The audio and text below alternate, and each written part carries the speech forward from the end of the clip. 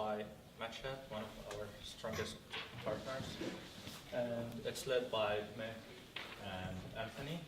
So the floor is yours. Welcome. Great, thank you. Thanks everybody for being here. So today we wanted to talk about the ongoing crisis at the U.S. Mexico border and dealing with unaccompanied minors that have been traveling from predominantly Central America to, to the United States. And so I've kind of wanted to start off with a few quotes from children, and this was from a 14-year-old girl that was interviewed by the UN. She's from El Salvador, and she says, "There are problems in my country. The biggest problem is the gangs. They go into the school and take girls out and kill them. I used to see reports on the TV every day about girls being buried in their uniforms with their backpacks and notebooks. I had to go very far to go to school, and I had to walk by myself. There was nowhere else I could go where it could be safer. I lived in a village, and it was worse in cities." And this is the response of a young boy who had witnessed his home be demolished in Palestine, and he said, "All I want to do is die." And so we can see that children are being displaced both in Latin America and in their home countries in Palestine, and they are truly, in fact, refugees. This is not something like the media has been portraying as an immigration problem. It is not an administrative problem. It is a humanitarian crisis that is happening. And so here we can see some youth migrating up.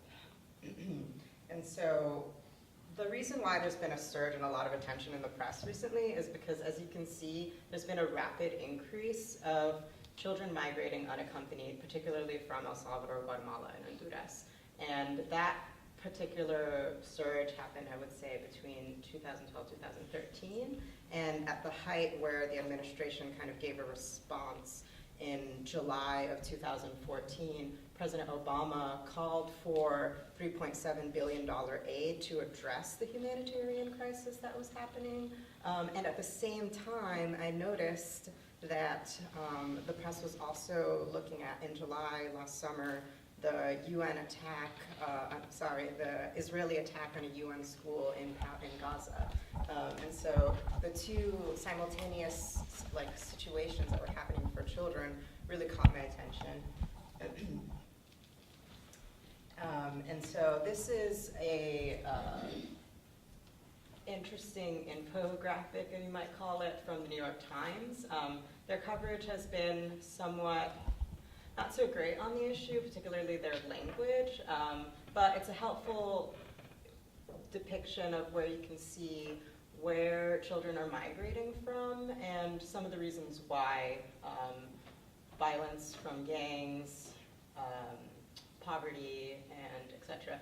And what's interesting to me is that this area is by academics being referred to as the Northern Triangle, and it's an interesting term to think about.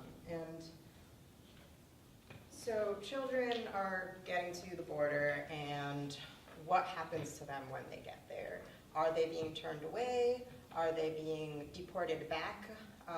Currently, there was such an amount of so many students, and not students, youth coming that there wasn't enough space at the shelters for youth. The family detention centers just weren't enough, so what started to happen was that they started to convert military bases into essentially holding centers, detention centers for children. And here we see one young girl who's only 4 years old said that she was only fed once a day, and she was held for 3 weeks by herself. I actually had the opportunity to meet this young girl in New York, and she was separated from her brother and sister who were sent to Virginia, but she stayed by herself for 3 weeks in that detention center. So it's not necessarily a happy place. But here we see the media is like, oh, great, here's the United States, like, welcoming these children. They have coloring books. They have, like, you know, good place to stay, but that's not necessarily the case. So what has been the U.S. response to the humanitarian crisis? As we can see here, detainees are being held in processing facilities that are not adequately equipped to handle the needs of children, and it has been a major problem and somewhat of an embarrassment on the Obama administration. Critics are saying that the surge in youth coming has been because of the deferred action policy, and that's not necessarily the truth.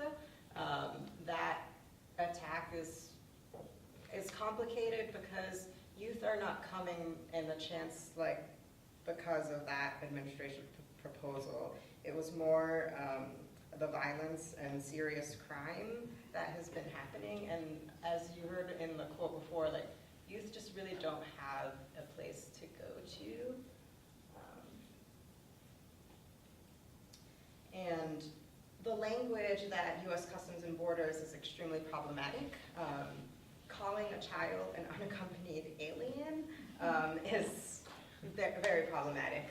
The language that the media has been using and referring to the children as detainees, as illegals, is that's a narrative that we see over and over again, including when we talk about Palestinian children as well, and referring to Palestinian children as terrorists, and the kind of language that we use when we're talking about children, and that this is a problem.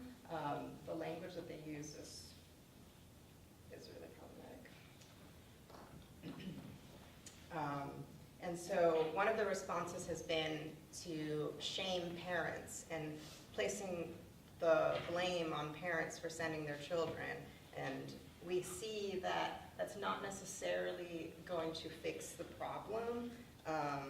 There's been studies that show that children who come from rural areas don't necessarily have access to television. They don't have access to hear these, like, the shaming campaign that the Obama administration and like the responses of officials have been in saying that this is the parents' fault, and then trying to warn them about the dangers of the actual travel to the U.S. border is not really effective because they're fleeing for their life. That 4-year-old girl who came to New York, she was being threatened every day. If her mother didn't pay $200 a month for her head, she was going to be dead. The Mara in San Miguel was like, no, you will lose your child. I personally think that these children are coming here. Yes, they're risking their lives. Yes, the parents know they're risking their lives. They're risking their lives with coming up with coyotes and paying thousands of dollars sometimes so that they don't have to ride the train up. That's not okay to blame parents. And so there's kind of been a response from both the UN and the international community that there needs to be refugee protection status for these children. These children can't be sent back to their home countries because if they go back home, where do they go? A lot of them have been separated from their families, and some of their families are here and sometimes not, but really that's not the issue. The issue is that the children's lives are in danger.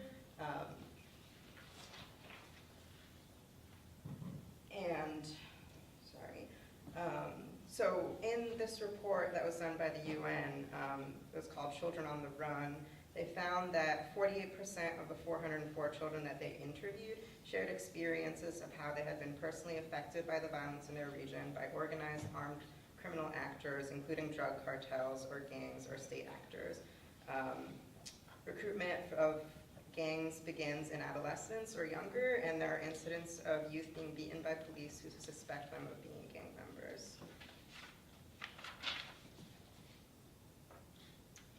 And so I kind of wanted to look at, like, what is this area that people are referring to as the Northern Triangle? What is that? What is the history behind the violence in Central America? And what are some of the root causes for the violence that's happening here?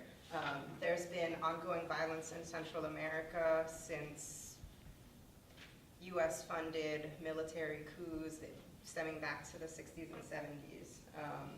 This is a photo from Dona de Cesar, and she wrote an amazing book on the experience of people in El Salvador throughout the Civil War. And so we want to change the narrative. Why are these youth coming here, and what are the implications of U.S. involvement in destabilizing, not developing these areas, and the impact of colonization in Latin America? This photo was taken in San Salvador in 1989, and during the 1980s, as some of you may know, it was one of the hemisphere's worst had one of the most worst human rights records. And here in this photo, the victim was allegedly murdered by government death squads for violating curfew during a guerrilla offensive. Here we see in Soyapango in 1989, there was an aerial bombing and strafing by the Salvadoran Air Force, and during the Salvadoran Civil War, approximately over 75,000 people died. And that was the direct impact of the Salvadoran government being backed politically, economically, and militarily by the United States government. And so there's been an ongoing fleeing of families with their children to other neighboring countries, but mostly over to the United States. And here we see a Salvadoran family trying to flee to a refugee camp in Honduras. And so sometimes when I talk to my grandmother, I ask her about her migration experience and how the economy has been deeply affected by free trade agreements. And there's kind of a Salvadoran saying that's like, something is el colmo, it's like the last straw. It's like the including of the dollar and like using the dollar in El Salvador, it's like a carton of eggs is the same as a carton of eggs here. But people don't make what you do here, and they consistently like depend on remittances for their livelihood. And it's just, there's so much to be said about the impact of globalization and the cause for the stream of children migrating. And not to mention that during 1994, when NAFTA was introduced, they also introduced Operation Gatekeeper, which would funnel people to some of the most dangerous areas across the border, leading to countless, thousands upon thousands of deaths at the U.S. Mexico border. And so, how do we see children in Palestine in the media? We see their bodies strained, but we don't know their names. We see their homes being destroyed consistently, and the psychological trauma that that causes to children in the long term. I also want to acknowledge that numbers can sometimes be, I don't want to diminish the lives of the children that were lost, and that sometimes numbers can be really daunting, but it is important to note that there's been 2,000, I mean, this is an estimate, but more children have been killed in Palestine than we can possibly know.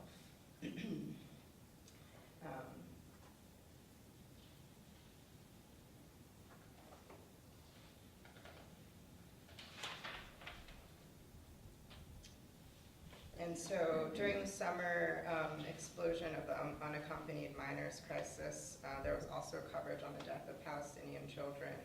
And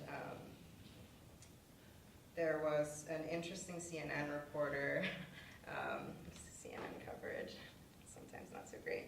But he did note, however, that if his calculations were right, Israel has, in the last 3 weeks, killed more Palestinian children, more than 200, than the total number of Israeli soldiers killed in military operations since 2006, which includes the Second Lebanon War, Operation Cast Lead, Operation Pillar of Defense, and now Operation Protection of Edge.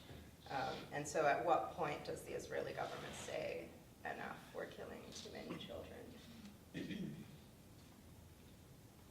And so we see there the UN report that confirms his comment.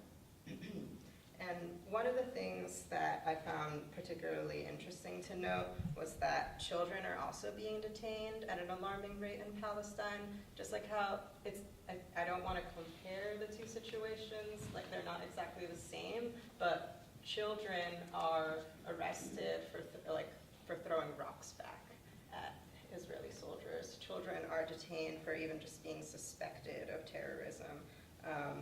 There was one report where children were blindfolded, beaten, or kicked at the time of arrest and put back in a military vehicle where they're just subject to further physical and psychological abuse, and also interrogation at detention centers.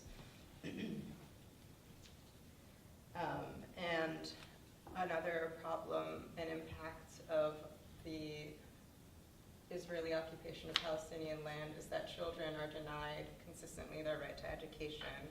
Schools are just being destroyed, and permits to rebuild them are not really that attainable.